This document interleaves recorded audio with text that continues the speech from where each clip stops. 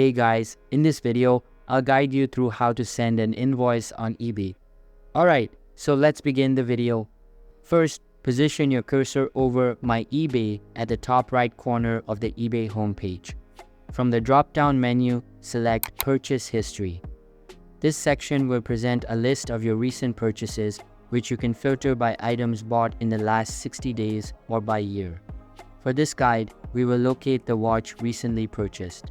Locate the specific item in the list and click on View Order Details next to it. This action will redirect you to a page with comprehensive information about your purchase, including order specifics, shipping details, and payment information. On the Order Details page, locate and click on the Printer Friendly Page button. This will open a simplified version of your order details formatted for easy printing. To print or save this page, use your browser's print function or press Ctrl+P if you're using Google Chrome. This action will launch the Print dialog box. Within the Print dialog box, select your desired printing options.